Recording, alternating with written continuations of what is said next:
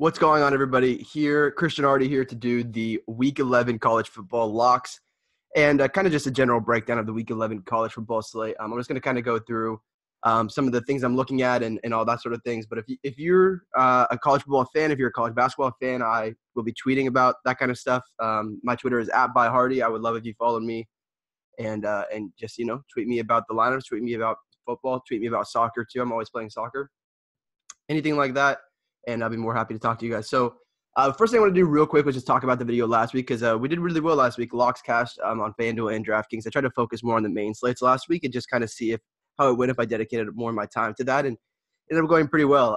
As you can see, I'm on the left here. I couldn't find one with my other one up. But at quarterback, obviously, I had Eric Dungy and Cornelius. Ended up on Dungy. He gave me the extra money to get to Scotty Phillips, as you can see, as my flex because I had Higdon, Hill, Dortch, Scotty Washington all locked in pretty much.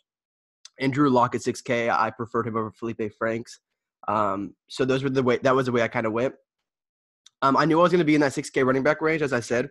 I thought Scotty would go on their own. I don't remember what he was in tournaments, but he ended up going off. I mean, if you didn't have him, you didn't win a tournament. With over 100 yards, I think he had over like 70 on the first two drives or something like that. He was just going crazy. And that's another game this week that we're going to talk about, the Ole Miss defense and the kind of pace they play at because they're playing at Texas A&M this week. So, but this was a good week. I mean, last week in the video, recommended Dungy, recommended Higdon, recommended Hill. Dortch was the cover boy. Scotty Washington was the first receiver I mentioned. He scored in the first half. UNC kind of struggled to move the ball. As you can see, DB 730 here. He's got Anthony Ratliff-Williams. He did most of the work for the receiving on UNC. I expected a little bit more out of the offense. I expected him to be able to. I expected Georgia Tech to put up 30 plus, and I thought UNC could ride right there with them and maybe even pull out the game. And they just weren't quite there. So. But ended up being more Anthony Ratliff-Williams, less Daz Newsome. So it really was worth the extra 600. I mentioned Ratliff-Williams on the video last week. But that said, very good week for us. And Drew Lock putting in that performance against Florida was also very, very big for us. And we've got another quarterback playing Florida this week again as well. That's down there. Probably won't trust him as much as I trust Drew Lock, though. All right, last thing I wanted to mention. If you're not our member, if you're not a member of us, you can get a pass. There's lots of passes. You can just choose a college basketball pass or a college football pass. You can just choose an NBA pass for the season, or you can choose a month pass.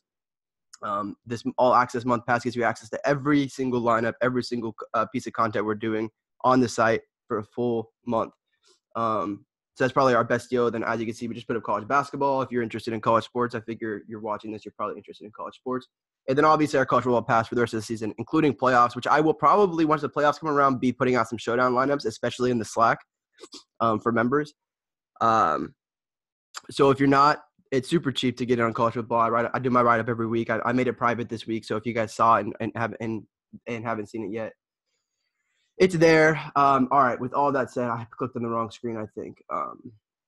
Let me get back to the college football page, which should have already been up. I don't know what happened, actually. Maybe when I went to that contest, I pulled it down.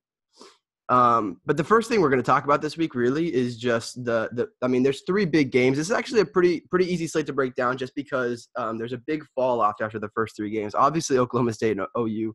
I wrote it up in my article. Really, I feel pretty confident in taking OU -20 and also taking the over in this game. It feels like a must-win game for Oklahoma. Of course, obviously it's a must-win game, but I mean a game where they need to impress. They're on the fringe of. They're going to need multiple losses right now to get in to the college football playoff. They jumped a spot last week, and so they can kind of get a taste of that. So their defense has been improved recently, but although they gave up 45 or something like that against Texas Tech last week, but really any week you end up in a spot where Oklahoma is a 49-point. They have a 49-point team total, and Kyler Murray sitting here on the board. He's probably going to be on my team. This dude is pretty incredible with over 4 touchdowns in 6 or 7 weeks in a row. And I mean, with a team total of 49, that's 7 touchdowns. You do the math. I mean, Kyler Murray could easily be on 5-6 of those. And like I said, I don't mind the over here. I believe the game last year was both teams hit the 50s. That was with Baker Mayfield, so a little bit of a different situation. But Kyler is almost as impressive, and more impressive in his own way. I can almost tell you guaranteed that Murray is locked into my lineup this week. Really, if you look at the rest of the top quarterback options, just to run through them and kind of my thought. Milton's a good option, but I think he'll be run with the lead, and they're not really going to need to use arm very much. Tua, not a lot of rushing upside. Of course, an efficient player, probably going to win the Heisman. Not a guy in fantasy that I've tried to target this year.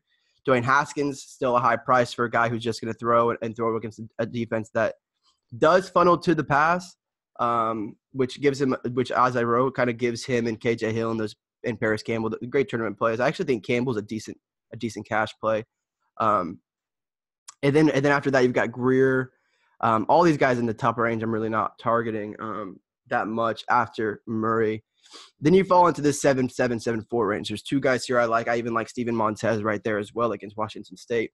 But I think I will end up as my quarterback 2 if I can get there with the money. If I can end up in the 7K range with the money, and we'll talk about guys below. I'm going to probably end up on Kellen Mond against Mississippi. We saw Mississippi get gashed last week by Jake Bentley, and Kellen Mond is a much, much better quarterback than Jake Bentley. And he's going to add rushing upside, especially when he's facing a defense that just simply is not good. Mond really hasn't disappointed this year in any matchups, and he's had a lot of tough ones. South Carolina, Kentucky, Auburn. He put up at least 12 points in all those games.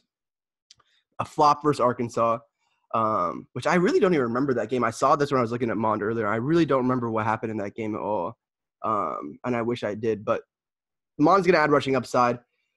But so is Cornelius. So this is really where I'm at quarterback 2. Is Cornelius and Mond. Really, I've been a little bit concerned about Cornelius on the road and just Oklahoma State in general on the road, which is maybe why I will end up on Mond. And he's got a better matchup. He's the favored team. But as I was saying kind of at the beginning, there's those 3 games really where we're going to get a lot of action. And it's that first one, Oklahoma State OU, and then Ole Miss Texas A&M, which is a total at 67.5, at least the last I checked. And then Washington State, Colorado also. We're going to talk about a running back from that game I like a lot. So those are the 3 games really that we're looking at. West Virginia has a pretty nice total, but they've got a tough matchup for their prices against TCU. They're really not going to be a much of cash options this week. And then you have the UCF total at 63, but they're heavy favorites. And that offense is just gross for fantasy. And then after that, you pretty much drop under 60. So really, we're going to end up with a lot of exposure to those top 2 games in this week, I think. Most likely in my 2 quarterback spots, I'm going to have 2 quarterbacks from those 2 top games, Oklahoma State OU and Mississippi, Texas A&M. Also, from Mississippi, Jordan Tom, who's up here. I don't really feel comfortable playing a quarterback at 8K against Texas A&M in defense, but it's not a bad play. I mean, look at the rushing attempts. That's really what people are going to be playing him for. He is the offense, So if you can get there, Ta'amu is fine. Those would be the 3 I consider in this range, or I guess 4 if you want to put Steven Montez in there. But really, the 3 would be Mond, Cornelius, and Ta'amu. Guys that I'm targeting, and those are all the guys up here in this top range quarterback are all in those top 2 games. Just kind of self-explanatory there. Some guys I'm considering down low, and I won't spend too much time on this. If you want to take a deep shot in the dark, it's Nick Fitzgerald. I don't trust him versus Bama. I don't trust anyone versus Bama. Felipe Franks is down here versus a bad South Carolina defense again. I'm just not going to play Felipe Franks. This guy, I don't know if when was the last time? Okay, he has completed 50% of his passes twice. But, this guy is usually hovers around 50% completed passes. Doesn't pass a lot. Doesn't add too much rushing upside. He's rushed for touchdowns in back-to-back weeks. But like I said last week on the video, he's kind of just going to run when he has to. He's not a guy that's going to look to run.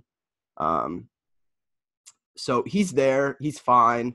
The guy that I am considering is Charlie Brewer against Iowa State. Iowa State has been incredible at home. Their defense, I think they shut down Real Greer for like 93 or some yards or something like that in that game a few weeks ago. In the middle of the season, actually.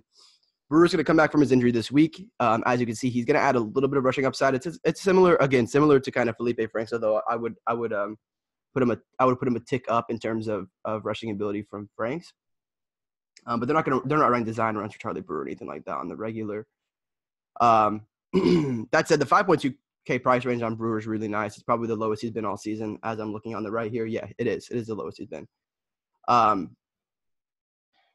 Baylor's offense is going to probably still be able to move the ball. I believe they are Their S&P is not too low. They've had a good season, even with McClendon under center for a bit of it. Why can I not find Baylor? 42nd S&P in the nation against Iowa State's 27th defense. So I think they'll be able to move the ball here decently. I mean, the total is sitting around 51, and they are sitting around what should be about 20 points, if I'm doing the math in my head right. So I think he's a good play. I think that with the Baylor backfield that's already messy, they're not going to run the ball. They're not going to be able to run the ball against Iowa State. It's going to be all Charlie Brewer in this game, rushing and passing. I think for 5.2K, you get a pretty nice deal as long as we obviously find out he's going to confirm starter over McClendon. If McClendon is a starter, I'm very interested in him because he's going to run the ball 15-plus times. But I am almost positive it will be Charlie Brewer. So we'll just plug Charlie Brewer in as my super flex for now. And then we'll move on to running back. Running back's kind of similar to last week. I'm really not touching a lot of these really high guys. These top three, I'm probably not going to be on in cash. But David Montgomery is a good play. I expect Iowa State to operate with the lead. Baylor has really struggled against opposing running backs this year, and Montgomery has a huge share of that offensive backfield. Last week he got pulled early, and they kind of put in a committee at running back in the second half against KU. So if they're operating with a lead, he's going to be going crazy, and this defense has been very, very good. So I expect that to happen. That said, I'm looking at the two guys below him for cash games, Travion Williams and Trey Sermon. As we talk about the Oklahoma State OU game, that is the total on this slate that's 16 higher than any other total. So we're looking to get more of that game in this than any other, which basically locks in guys like Trey Sermon. If I can get them in cash, I'm going to try my hardest to get guys like Trey Sermon and also get Marquise Brown in my lineup. I see CeeDee Lamb here at around the same price as Marquise Brown, and that just doesn't make a lot of sense to me. Brown has been struggling with an injury, which is why he hasn't been on the field as much. Has been targeted less over the last few weeks. He's back to 100% this week, as we've heard from reports this week from the coach's press conference and stuff like that. So he's going to be in my lineup. Marquise Brown, even before Trey Sermon, is going to be in my lineup, I believe, this week. But I really would like to get all three of these OU guys in here. As you can see, you're restricted on salary now. You're a 4-8 with these three guys in your lineup with Charlie Brewer in the Superflex. But we have a few cheap receivers. I'm going to talk about some of them that will open up possibly with injury. Okay, other running backs. Travion Williams. We saw what Ole Miss did last week in South Carolina. Their defense. First of all, this game will be pace up for both these teams, just like it was against last week in Ole Miss against South Carolina. These two teams should run at a pretty fast pace. Should push the score up. I expect it to hit the over. I think it's a 63.5, and I expect it to go over that. I wouldn't be surprised if both these games get to the 40s. Really, Texas A&M hasn't played a pace-up game this year, and this is the first chance they're going to get, which is – I guess I should have mentioned that when I'm talking about Kellen Mond. I was kind of thinking about their schedule, and it's just been tough matchups, save for Arkansas. So this is the week where I think Kellen – this is like the ceiling week for Kellen Mond. This is the ceiling week for Travion Williams. Travion, again, kind of like Sermon, has been getting a huge share of his backfield. With Sermon also, Marcelius Sutton just broke his leg this week. So they're going to be down another running back. Sermon's one of two running backs that really they can trust on that team.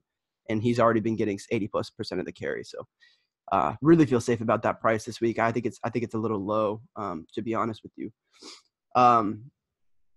Travion gets involved in the passing game, which is a big part of why I like Travion Williams as well. Because if they do trail to Ole Miss, he's going to be out there. He's going to be out there. He's really truly a 3-down back. So he'll be out there a lot, and I like him. That said, I'm not sure if I'm going to be able to get two of these guys in my lineup. As you can see, at the 4.8 left, it's going to be tough. Going down further, Scotty Phillips, GPP play. Don't like him. Think he's going to be trailing Texas A&M's tough run defense. Damian Harris, though, is interesting for me. He's a great GBP play if you want some access to Bama. James Williams, cash play. I actually consider James Williams a pretty good cash play. He's basically Washington's. He's basically a receiver, honestly. I think he's gotten over 10 targets in each of the last 3 weeks. He gets some rushes out of the backfield, and he's explosive out of the backfield as well. He might get a carry inside of the 10. I mean, James Williams is a great play, 6'9". I just prefer to get my running back one as Sermon. So as we go down further now. You're going to have P. Ryan. Some people might be on him. He's really splitting carries with Scarlett just too much for my preference. So I'm going to go down to guys like Isaiah Bowser. Again, a really tough matchup for Isaiah Bowser, and he's also probably going to be trailing. So while I see the carries will be there, while they have been there, probably not going to be where I want to go. More likely, I actually skipped over where I'm more likely to go at my running back 2, pay up a little bit and get Miles Sanders. Penn State running back Miles Sanders. He's got a really, again, this is the kind of the running backs I like, and you can see the mold I like is just guys who have control of their backfield. Miles Sanders has done that. Obviously, last week, 7 rushes, but they lost 7-42 to Michigan. This is a game where I can expect Penn State to run the ball a lot. I expect both sides in this game to run the ball a lot. They both got stud running backs. Wisconsin's defense has given up something like 4.6 yards per rush. So while they're kind of middling in fantasy points given up, I really think that's more of a symptom of them winning games as it is their defense being good. I think that Sanders at this 5.9 price is just way too low for a Penn State team that should be winning, that should want to keep the ball on the ground. Obviously, he can get vultured by Trace McSorley around the end zone, and that's a concern. But he's still is going to be the running back 1. If they're giving it to someone in the backfield near the end zone, it's going to be him. And he obviously, this guy is talented. He's had some big games this year already. There's no reason why he can't do that again here against Wisconsin, a defense. It does not scare me against the run. So as of now, he's penciled as my running back 2. I really can't find anything down low that I like. If you want a GPP option, McCoy for West Virginia or Petaway for West Virginia, I like both of them. I think Petaway could end up getting some more work. Last week, I believe he led the team in carries with 9, and obviously you can see last 2 weeks he's kind of exploded. I would not be surprised at all if they start giving him more carries. He looks like a really explosive player. I can't bet on that in cash, but I think that he could be onto something and start to get more of a role in this offense. That said, I don't see anything down here running back that I really want to touch, and we'll have to see what opens up if anything does open up, like a few of these injuries, like Najee Harris. If he's out, I'm going to probably be more interested in Damian Harris at running back. And then if you've got the Rico Dowdle injury to look at, and then you've got the LJ Scott injury to look at as well. But regardless, I'm not probably going to have much interest in any of these guys. I mean, like I said, Cam Hayward took that role last week, so that'll be an interesting running back too if LJ Scott isn't ready to go. So with all that said, let's kind of move to receiver. I will say this slate has been kind of tough to find good values, and so that's why I'm not really comfortable with anyone under 5.9 at running back there in cash games. Okay, to mention Marquise Brown already, I think it's kind of obvious. He's a true wide receiver 1 for this OU team. You can see this. Obviously, the stats have dipped a little bit, but it's more of it's not a product of Marquise Brown. It's a product of it's a product of that injury. That's really all that's going on there. On the other side of this game, I think both obviously Tylan Wallace, I mean, one of the most dominant target shares in college football, is a good option. He's just not going to be able to fit into my cash build with Kyler Murray at quarterback and Trey Sermon and Marquise Brown. So let's look at the number 2 receiver for Oklahoma State on the other side of that giant 79 team total, and that is going to be Tyron Johnson, who they dropped in price just a bit, I believe. Or no, he's just hovering around the same price. I believe he got something like kind of came into his own as a wide receiver 2 last week against Baylor, and I think he had something like 12 targets. We've been kind of waiting for that game from Tyron Johnson, a big target game where he looks like he's a true wide receiver 2. Obviously, they do have a little bit of a rotation in wide receiver, but Tyron is supposed to be the 2 here. And in a game where that's where OU has been exposed the most is in the past. And I think that Tyron should get plenty of targets. I don't know if I can project a 12-target game again, but I could expect something like 8 or 9. And I also think that he's a big body who can get red zone targets as well. So he's definitely in play for me as a wide receiver 2. There's other guys in this range that I kind of like, but let me just kind of scroll down to the top guys and just see if I see anyone I want to talk about real quick. Jalen Hurd, again, he's going to have a tough matchup at Iowa State, but I think if they are able to stop the run, Iowa State, which I expect, like I said, Jalen Hurd would be a great pairing with Charlie Brewer as they try to either rush the ball with Hurd to give them a little bit more explosiveness or in arounds, etc. Or if they just have to go to the pass completely, and Hurd will be all over the ball. I really like Jalen Hurd this week. Again, it's a price I'm not going to be able to get to at 6.6, but a very, very good play. 9 carries last week, so 16 touches. at 6.6K is really, really nice. And seven of those coming through the air. I mean, there's really not the matchup is why he's priced down here. He should be in a neutral matchup. He's probably around 7.2. So guy I like is DeMarcus Lodge. I was surprised by his price. Obviously AJ Brown is way up here at 8K. And DeMarcus should be right there with AJ Brown. Pretty much all year. I believe the last 2 weeks Lodge's targets have dropped just a bit. With the emergence of their third receiver, I believe it's Elijah Moore. Is it Elijah? Yeah, Elijah Moore has kind of emerged over these in these last 2 weeks, especially last week. He really, really blew up. He's coming into a role, and he's on the starting. He's starting on the depth chart this week, and he's very, very interesting as well. But Lodge seems priced down here to me, a little bit priced down too far. So he's interesting. As I said, Paris Campbell's a GBP play. Moving on from those guys, the Colorado situation is messy. Chenault's injured. Katie Nixon is injured. I wrote it up in my article, and I'll just kind of I don't want to mess anything up here. I'm just honestly going to read what I wrote. I think I basically wrote if Levixa is out, because basically those two guys are going to open up. Kabion Ento, Juwan Winfrey. Winfrey's at 5.1. He's going to operate as X if Chenault is out. If Chenault goes, Juwan Winfrey is not on my board at all, probably. But if Chenault is out and Nixon is in, I still like Juwan Winfrey. If they're both out, I like Winfrey, and I also like Kabion Ento, who stepped into a big, big role last week, and is one of their only receivers they can really trust left. They didn't price him up, so if he ends up, I believe he got something like 9 targets last week. So if he ends up in a role where he is going to be on the field because Chenault and Nixon are out, then I'll have Ento in my lineups. I can almost guarantee that.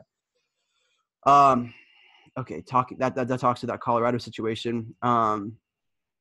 Quarantine Davis is a guy who has a dominant target share in a game where Texas A&M should have to pass the ball a decent amount. I'll give some respect to the Mississippi offense and Vegas is as well. I think they have to pass the ball a decent amount, and we've seen Mississippi just cough up points to opposing passing teams, opposing passing offenses. Davis dominates target share. I believe he has like 20 or 25 more targets than anyone else on this team. Jay Sternberger's right behind him. But Davis is interesting at 5.5K as a true number one, as a guy who should sit around 8 to 10 targets, I think, in this game, in this matchup. And he could do a lot with those targets in this matchup. That's about it. I feel like I'm forgetting. Oh, yeah. I'm forgetting the Michigan State situation. We have Darrell Stewart Jr., who's been leading the team in targets.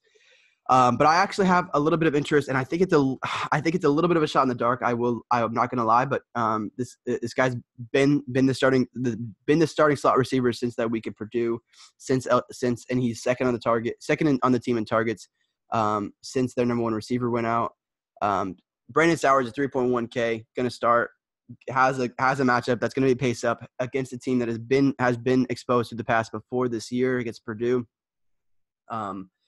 So Sowers is a guy who I could see getting 6 to 7 targets in this game at 3.1K. I mean, that is a great price on that. And so there's a chance I end up, because you see how much money I have left at 4.8K with these 4 guys in my lineup, that I end up with 2 of these cheap receivers, like Sowers, and then going like Tyron Johnson, or going like if Ento pops up, obviously Ento will be there. But I'm going to try to go down to these last 2 receiver spots if I can. It's tough to find value this week at receiver. I mean, I dug, and there's just not a lot I like. Cam Chambers pops up as a guy who for Michigan State who's been splitting snaps, which is why he didn't really make my article. But anyways, that Michigan State team will throw the ball a lot, and it's just kind of pinning down who you think is going to be. And Darrell Stewart Jr. is obviously the one who comes in as the safest, but I consider Sowers to be the second safest on that team. Okay. I think I'm going to wrap it up there. I appreciate you guys listening if you made it all the way through the end. If you are, don't forget to follow me on Twitter. I appreciate it. And I'll talk to you guys about college football, or whatever you guys would like to talk about there. And also, if you also made it to the end, remember that we give away a free pass every week. So if you want a college football an NFL pass, any other sport, NBA, NHL, we do them all. We're killing it over at Locks DFS every day. So come join us. Come win money with us. It'll be a lot of fun. All you have to do to win that free pass is comment subscribe, and follow at Locks DFS on Twitter. We appreciate it, and we'll see you guys back here next week. Thanks for watching. Peace.